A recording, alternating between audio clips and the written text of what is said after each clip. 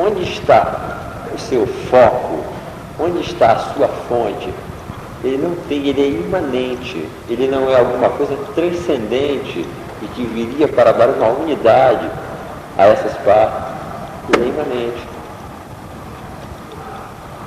Ele é imanente aos segmentos onde essas relações de poder estão se dando. Vê, Eduardo? O que a microfísica do poder vai fazer é exatamente analisar esse funcionamento, a concepção do poder em termos microfísica é funcional. Nós podemos falar, inclusive, de uma microanálise funcional, que é o que o Foucault faz. Uma microanálise funcional. Não tem nada a ver com pensar o poder em termos de aparelho de Estado, em termos de forma, em termos de classe. O poder, ele é relação de forças. Não estaria vendo? Ele é ação sobre ação. Numa sociedade disciplinar, a função, o funcionamento desse poder é organizar o espaço, dividir o tempo, olha só que coisa incrível, compor as forças para produzir aí efeitos,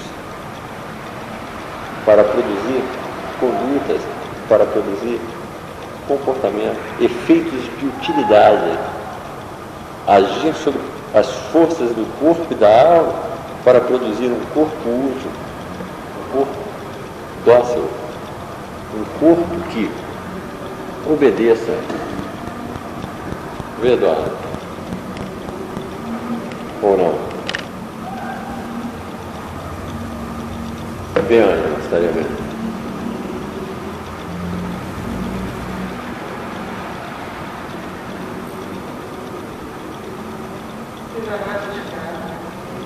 Olha, a noção de escravo aqui não daria conta. Exatamente porque esse exercício do poder, como eu disse, pressupõe a resistência. Ele pressupõe liberdade, um campo de possibilidades de ação. Só há exercício de poder onde há isso. Há um campo, vamos dizer, olha só, um campo de possibilidades de respostas. Vê, Eduardo, também. Porque a escravização, vamos dizer, um homem preso a ferro, agrilhoado, aí não haveria exercício de poder. Por quê? Porque aquele que está agrilhoado não tem liberdade. O poder pressupõe a liberdade. Por isso que é estratégico. Se não houvesse, se o campo do poder, se o domínio do poder não pressupusesse a liberdade, não seria estratégia. Vê, Eduardo, também. O que nós temos que pensar é que há, sem dúvida, essas relações de poder, elas estão disseminadas em todas as relações. Vê, Ana, estaria bem. Olha só, quer ver uma coisa? Eu falei de uma série de segmentos, não é isso? Familiar, escolar, hospitalar, militar, penitenciário, não é isso? Punitivo, em que esses dispositivos atravessam, que estão, vamos dizer, apoiados sobre esses dispositivos, sobre essas técnicas disciplinares, sobre relações de poder. Quando se constitui um grupo, olha só, quando se constitui um grupo, quando uma determinada associação se forma de homens, de corpos e de alma, a grande questão que surge é essa: que dispositivos vão penetrar nessa associação? Que relações de poder vão ser integradas por esse grupo? O Foucault fez uma experiência nos anos 70 que ele visava exatamente produzir alguma coisa que é um trabalho de equipe, né? Um trabalho de grupo, inclusive tinha esse nome grupo intervenção prisão, que era um trabalho nas prisões, que ele, um homem chamado Daniel da Fé, é que praticamente tiveram a iniciativa desse trabalho. Esse trabalho era feito nas prisões. Mas a grande questão do Foucault aí era exatamente pensar como fazer alguma coisa, como passar um tipo de organização que envolvia muitos homens, e seríssimo porque envolvia presidiários, e que não permitisse a entrada aí das relações de poder disciplinares, as relações de poder que o Estado integra, que o Exército integra, que o hospital integra, porque se isso ocorrer, aquilo se torna imediatamente integrado a esse diagrama de poder no qual se tenta, de alguma maneira, escapar. Está entendendo?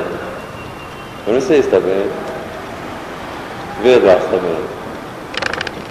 Você vê que o grande... Você quer ver uma coisa? Olha só, uma coisa que o Guattari e o Deleuze se referem muito.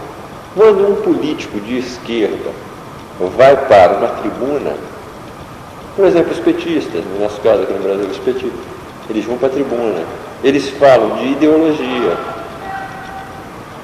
eles discutem questões ideológicas, mas eles nunca falam da organização de poder. Estão entendendo qual é a diferença? Como o poder se organiza dentro daquele partido? Vê se está entendendo, mano. Isso é feito nas salas, nas reuniões, a portas fechadas. Estão entendendo o que eu estou falando? Porque isso são as relações de poder. Eu não sei se está bem. Vê, Eduardo, estaria claro. São as mesmas relações. Quando o Deleuze e o Guattari fizeram um trabalho sobre a psicanálise, uma coisa que eles fizeram questão de marcar é isso, que o que interessava a eles no movimento psicanalítico não era a questão teórica da psicanálise, porque isso, inclusive, eles sabiam melhor do que ninguém, pelos estudos que fizeram, pela pesquisa que estavam envolvidos e pelo interesse pela psicanálise, que as questões teóricas da psicanálise já foram dissecadas e brilhantemente. Ou seja, eles não vieram ser mais uma voz para elucidar a teoria da libido em Freud, como é que Freud pensa a falta, porque isso, eles sabem que há uma série de trabalhos muito brilhantes. Mas eles dizem o Guattari, e aí sobretudo o Guattari porque era um psiquiatra de formação, era um lacaniano, o Guattari não parava de dizer, o grande problema, o que nós não temos é uma história do movimento psicanalítico. O que ele está dizendo quando ele fala não temos uma história do movimento psicanalítico? As relações de poder que atravessam o movimento psicanalítico. Não sei se está bem. Tá, Eduardo? Quando se pensa politicamente, o que importa é pensar as relações de poder, não a ideologia. Como o poder se organiza aí? Que relações de poder estão sendo integradas aí? Que é mais ou menos o que o Guattari e o Deleuze perguntam aos militantes. Eles dizem, nós não queremos tomar a revolução a nosso encargo, nem viemos ser os teóricos da revolução. A revolução é um problema dos militantes. Agora, a questão que eles colocam para os militantes é: que lugar o desejo vai ter na revolução de vocês? Que lugar as minorias vão ter? De que maneira vocês pensam as minorias, o desejo? Está entendendo? Ou se nós vamos reproduzir todas as relações que estão aí? Eu não sei se está bem. Vê, Eduardo, estaria claro. Vê, Ângela, se está bem.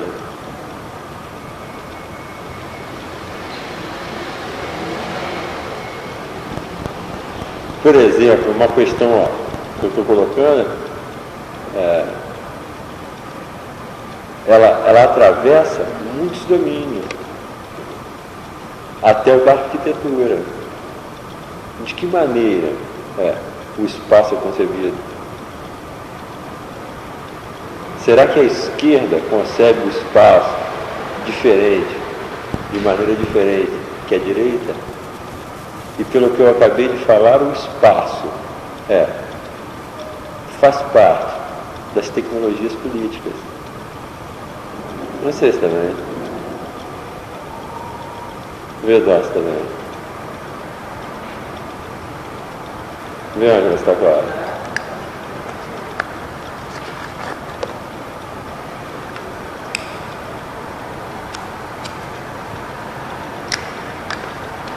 Querem falar, não? Parece que é um controle mesmo, né? Do Estado, né? Olha, não seria a gente tem que sempre cuidar quando coloca a questão do Estado, porque esse controle não é alguma coisa que vem de cima, ele é tanto mais terrível por isso. Ele não vem do Estado, o Estado integrou isso também. O Estado tem um grande interesse nisso, mas não foi o Estado que introduziu isso. Esse controle, essa disciplina, ela passa micromolecularmente, ela passa na família, ela passa na escola, ela passa no hospital. Está entendendo? Vê, Eduardo, também. Eu ia completar o seguinte: quando não é esse controle, né? Você tem a baderna, né? Presta atenção, olha as coisas que eu estou falando. Dentro de uma casa, o tempo todo estão atravessando relações de poder. Está entendendo? Mas quando nós temos uma concepção macro do poder, nós pensamos que o poder é alguma coisa que está em Brasília, está no Estado, está no governo. Vê se está vendo o que eu estou dizendo. E dentro, olha, e aqui eu falei governo, trata-se sempre de governo, porque governar é uma função que passa por um exercício de uma força sobre outra.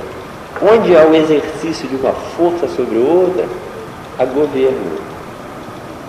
Dentro de uma casa, há governo. Dentro de um hospital, dentro de uma fábrica. Porque o governo é uma ação sobre ações.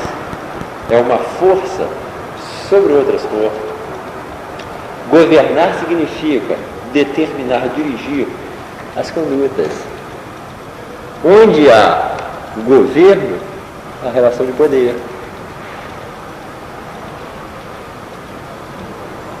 Vê, Eduardo, também. Função das forças, onde há relação de força a governo. Há governo. Há governo. Ou melhor, vamos dizer que há governo onde uma força age sobre a outra visando determinar a conduta da outra. Que governar tem exatamente esse sentido. Governar significa dirigir a conduta, dirigir o comportamento. Não sei se está vendo. Vê se estaria claro. Olha, se nós soubéssemos pensar isso, modificaria. Se nós entendermos o que está sendo falado, modifica tudo. Modifica tudo e significa, modifica a nossa maneira de pensar. Modifica a nossa maneira de ver. Modifica o nosso olhar. Vê onde você está vendo? Tem que pensar sobre isso. Exato. Porque presta atenção, olha o que eu estou dizendo. Olha o que eu estou dizendo. Quando se aborda a educação, nós não podemos apenas ficar restrito aos temas pedagógicos. A teoria da educação, é isso que Foucault está nos mostrando. Há toda uma questão disciplinar que passa nas escolas, que passa nas universidades. É toda uma tecnologia política, funcionamento de poder. E isso não vem como, da mesma maneira que a transformação do hospital em hospital médico não veio de uma teoria médica, isso não veio de nenhuma teoria pedagógica. Olha que coisa incrível.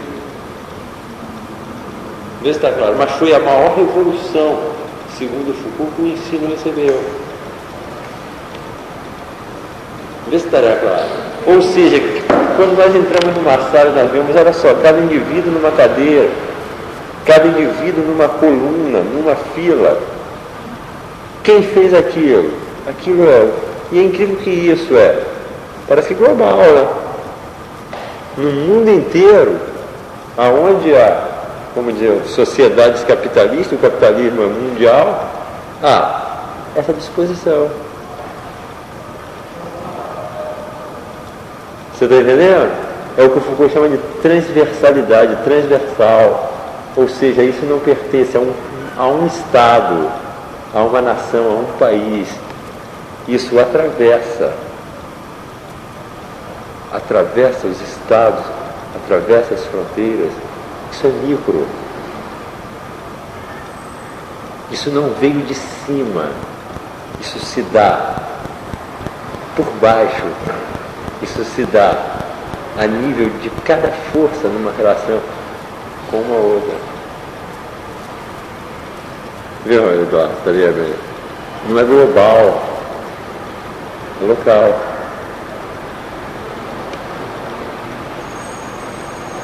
Vê se está bem.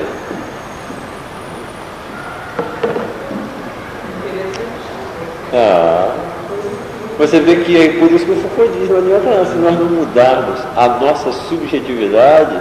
Agora, quando o Foucault está falando de mudar a subjetividade não significa um conjunto de faculdades. A nossa subjetividade é aquilo que nós somos. É esse corpo e essa alma que foi constituído em nós. É uma alma e um corpo disciplinado. É um corpo e uma alma dócil. Agora, como é que foi produzido esse corpo? Olha só, esse corpo, ele foi produzido. Está entendendo? Ele foi produzido peça por peça, pedaço ou força por força. É uma determinada maneira de sentir e de pensar. Por isso que eu falei há pouco, olha. Eu acho que é pior quando se manifesta. Você falou da omissão, olha. Eu acho pior quando a alma humana se manifesta. Porque ela manifesta geralmente. Isso. Você vê que é incrível o que eu estou falando. Um dia disso a gente tem um programa agora toda manhã na Manchete, que é a iniciativa do Brizola, do PDT, do Darcy Ribeiro. Eles estão alugando um horário matinal na TV Manchete, é um programa sobre educação e tem coisas muito interessantes. Muito interessante mesmo. Inclusive eles estão fazendo uma história do cinema, que o primeiro agora foi sobre o Chaplin, fantástico. É um programa importado, um filme, um documentário que foi feito na América, é interessantíssimo. E teve um momento que estava se discutindo educação, era um bloco do programa sobre educação. Então estavam falando dos pensadores da educação. E o Antônio Cândido falou, teve um momento que ele abordou a noção de consenso, dizendo que a educação moderna está toda ela centrada nessa ideia de consenso, de produção de consciência. E é incrível isso, ele pensou muito bem isso. Por que eu me lembrei disso? Porque você veja que essa questão que eu estava falando é pior quando se manifesta, é porque é um consenso. É incrível. Todos pedem sempre as mesmas coisas. Ora, o que isso significa? significa de que há aí uma semelhança de almas. É difícil quando você ouve alguém enunciar alguma coisa diferente. É incrível. Todos pedem polícia, mais controle. Olha só, todos clamam por uma ditadura. Cara, isso é muito sintomático. Está entendendo? Por que todos pedem isso? É porque provavelmente todos sentem dessa maneira. Não sei se está bem. É uma produção de uma alma. É uma produção de um corpo. Está entendendo, Eduardo? Muito séria. É muito séria. Isso daqui é um pensamento de combate, de confronto. Eu falei isso desde o início. Você, veja, olha como é que é claro, quando a gente fala de poder de resistência, as crianças não resistem, os internos de um hospital não resistem. A resistência, onde há esse exercício de poder, há resistência. Não sei se está bem.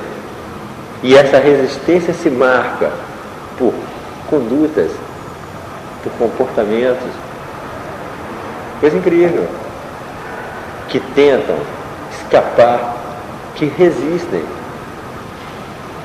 que procuram bloquear os efeitos de poder que agem sobre ela, recusando inclusive enunciados científicos. É uma coisa incrível. Ou seja, essas resistências, elas são reveladoras, porque elas revelam que até na produção de verdade há relações de poder. Um poder está se exercendo. Você vê quando se fala de um poder médico, como é claro isso. O que vem a ser poder médico? Quando nós caímos sobre o poder médico. O médico é aquele que prescreve a nossa conduta. Já viu um médico dentro de um hospital? Ele é todo poderoso. Um médico entra numa enfermaria, se ele vê um doente que ele determinou que não pode se levantar em pé, ele age com aquele doente como um carcereiro age, como um prisioneiro. Não tem muita diferença, não. Já prestaram atenção nisso? Já observaram isso? Por quê? Porque é um exercício de um poder. Tem todo um saber que garante aquele exercício de poder. Mas é exercício de poder. Tá bem? Tem resistência. Exatamente. Porque você vê, a resistência mostra exatamente que ali está se dando um exercício de poder. Só há resistência onde há poder. Está entendendo? Quando uma criança bate o pé, quando uma criança resiste, quando uma criança faz o que se chama uma malcriação, ela está resistindo a um exercício de poder, a uma ação de uma força sobre as suas forças. Eu não sei se está bem. Vê onde não estaria claro. O tempo todo as forças estão submetidas a essas ações. Não sei se está bem. Vê, Eduardo, estaria claro. Seria possível estabelecer relações de forças que não visassem a impor condutas, a determinar condutas, a produzir docilidade? Essa talvez seja a grande questão que venha daí, de um pensamento dele. Está entendendo, mano? Como produzir relações que não integrem essas relações de poder? Como produzir alguma coisa diferente? Eu não sei se está bem. Exatamente desse diagrama. Exatamente isso. Está bem, vê, Dó? Estaria claro. Porque, na verdade, o que acontece é que as pessoas não sentem esse controle todo, né? Olha, eu acho que até sente. Talvez não tenha vamos dizer, elementos, operadores para colocar isso com clareza. Mas a resistência é um sintoma de que sente o tempo todo. Entendeu? Sente sim. Sente o tempo todo. Talvez não entenda, né? Exatamente, talvez não tenha condições, como eu estou falando, de expor isso de uma maneira, de expressar isso claramente, mas sabe que está, porque uma força, olha só, é uma força, isso não está se dando sobre um sujeito racional, mas sobre uma força. Uma força, quando recebe uma ação, ela imediatamente reage. Ou submetendo-se àquela força, àquela outra força, ou resistindo. Aparece imediatamente um afeto. Você vê que a toda ação sobre nós corresponde um afeto. Nós sentimos alguma coisa quando uma força age sobre nós. Eu não sei se está bem. Vê, Eduardo? Isso que nós sentimos é um afeto. É o aparecimento de um afeto. Não sei se está bem. Olha, dificilmente, eu acho que só se já tiver chegado a um nível de doença tal, nós vamos entrar numa fábrica às 10 horas da manhã e vamos encontrar os homens plenos de alegria. Vocês acreditam que eles vão estar assim? Na fábrica de tratores Caterpillar. Como é que esses homens devem estar às 10 horas da manhã? Está entendendo? Vê, Eduardo, também. Há um exercício de poder, é um controle. Agora, esse controle, é isso que eu estou dizendo, ele é incessante.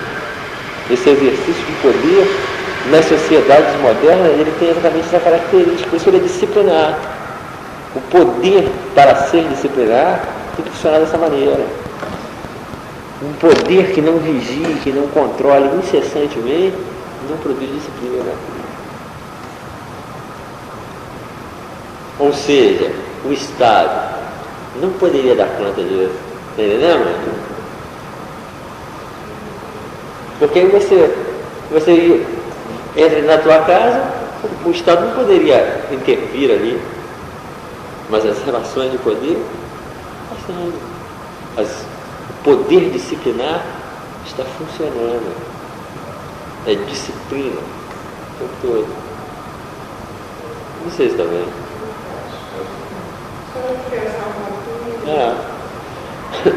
Então tá bom. Hoje eu estou mal. Não estou bom não.